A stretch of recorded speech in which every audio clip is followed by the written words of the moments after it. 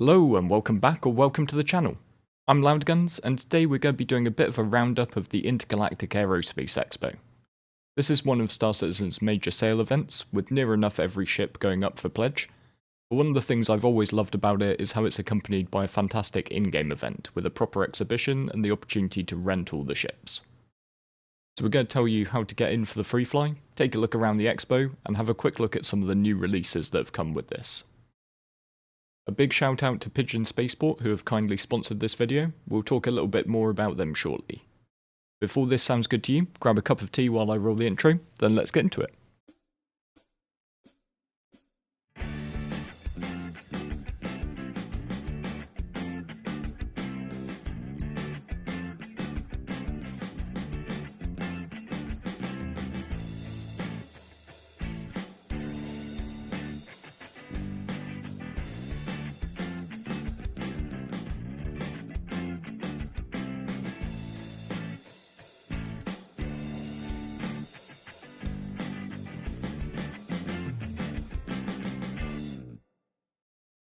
IAE is one of the two major events of the Star Citizen calendar. The other similar event is Invictus Launch Week, which happens every May, but that focuses more on military ships. However, the Intergalactic Aerospace Expo is the bigger of the two, with every ship on offer. It's also the perfect time to get in and try StarCit if you've been waiting on the sidelines. For the duration of the show, until December the 3rd, SC is completely free to play. All you need to do is create an account on the RSI website and install the game. Just be sure to use the referral code, as if you do decide to go back and get a pack, then you'll end up getting some bonus cash to get you going. For the duration of the free fly, you'll have access to a Crusader Intrepid starter ship to get you from A to B, but you can also rent loads of ships for free, so you can really give everything in-game a go while you're here. The exhibition features 2 manufacturers each day, with a day's overlap so they rotate one at a time. And during these periods, you'll be able to rent ships from these manufacturers for 0 credits. And during the finale, which runs from November 29th, you'll be able to rent every single ship. You can get to the expo by travelling to Horizon on Crusader, and you'll want to head down to the shuttle station at the August Dunlow Spaceport, and then take the shuttle to the Vision Centre. It's a bit of a long ride, but it's got a hell of a view. Here, spread around the various halls, you'll be able to see all sorts of ships. The main hall centrepiece this year is of course the new RSI Perseus, and it's surrounded by various smaller crafts from the manufacturer. If you do want my full first impressions on the Perseus, then you can check out my separate video, although I am embarrassed to say I did miss a couple of bits because it was brand new to me. The new salvage starter, the Salvation, is bound to be a bit of a love-hate ship. Ever since someone commented on stream that it looks a bit like the cardboard box you got on McDonald's apple pie in way back in the early 2000s, I haven't been able to unsee that comparison. However, for those looking for a no-nonsense entry point into the salvaging profession, it's certainly a good place to start. Featuring 2 salvaging lasers and a truly convenient single-seat setup where you control everything from the pilot's chair, it's going to make jumping in and scraping some derelicts almost frictionless. The depot can store 6 SCU of RMC, which can be ejected automatically onto the cargo grid at the rear of the ship, allowing you to make runs of 12 SCU as standard. It's probably not going to make you rich, but it should provide a great gateway into the salvaging profession before you move up onto other ships like the Vulture, Fortune, and ultimately the Reclaimer. Now in previous years the halls have rotated between the different manufacturers, but this time we've just got everything in one, and RSI shares that main hall with Argo and MISC.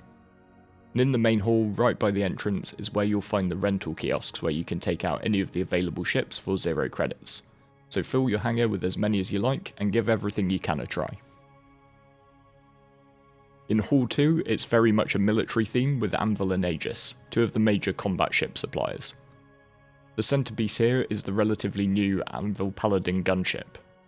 And do keep in mind that all of these ships are unlocked and open on the show floor, so if you want to go in and have a poke around, you can. This is a great opportunity to get on board and see what these ships look like inside. When Anvil come back up on the finale days, I would definitely recommend, if you've got any friends that you're getting into the game, this is a perfect ship to take them out to do a bit of combat in. Nothing really beats those quad-sized 5s in the turret. You can even take the pilot seat of ships, although sadly the ships are disabled, so you won't be getting up to any Grand Theft Starship type activities. Hall 3 contains the weird and the wonderful that is alien manufacturers, with ships from Esperia, Gattac, Banu and Aerospace. So if you want to fight the Vandal over in the next system as part of the new missions, why not just throw one of their own spaceships right back at them? If you explore some of the side areas, you'll also find these holo viewers, showing off the models of some of the ships that are still in concept, like this Gattac Raylan. Just before we head back across the main hall to the last two, I want to take a quick time to introduce today's video sponsor, Pigeon Spaceport.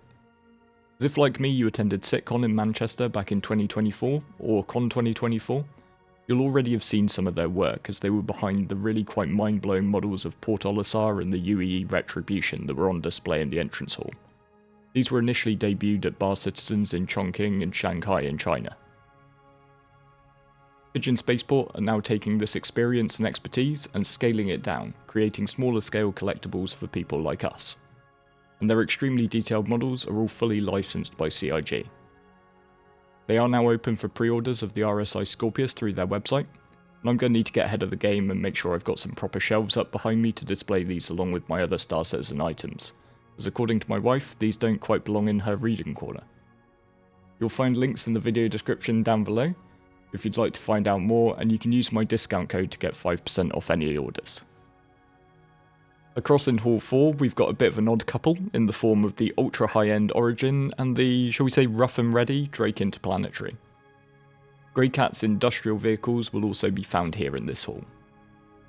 Drake are probably the sleeper star of the show in my opinion, as while the Perseus has understandably grabbed a lot of the headlines, I think Drake's two new offerings, the Clipper and the Golem Ox, are definitely worth writing home about. If the Salvation was a love-hate ship, then the Clipper is likely to be pure, unadulterated Marmite.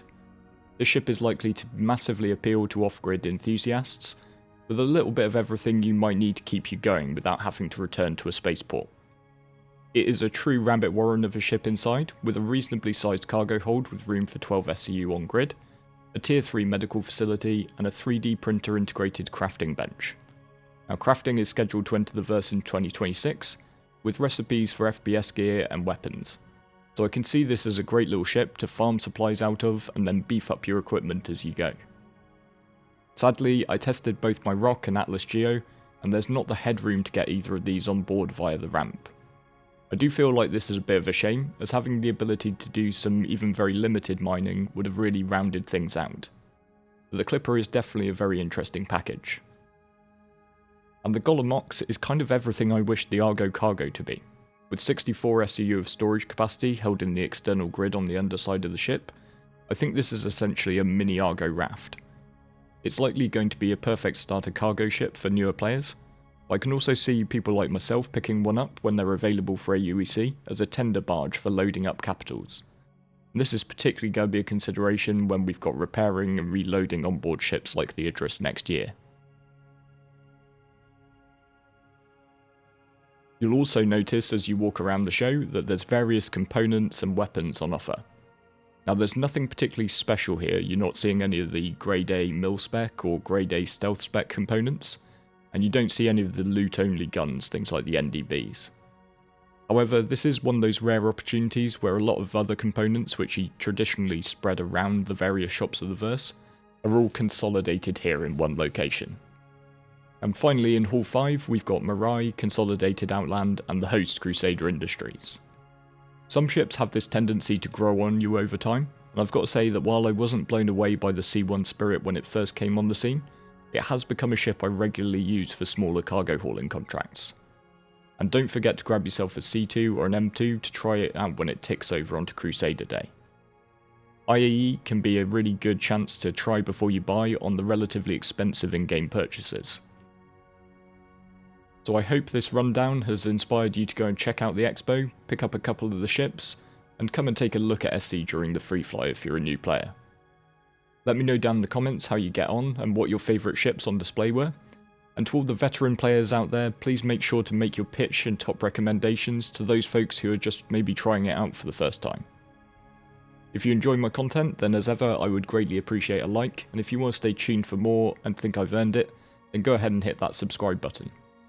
Once more, a big thanks to Pigeon Spaceport for sponsoring the vid. I'm really looking forward to working with them more in the future. With all that said, thanks for watching to the end, and I look forward to seeing you next time.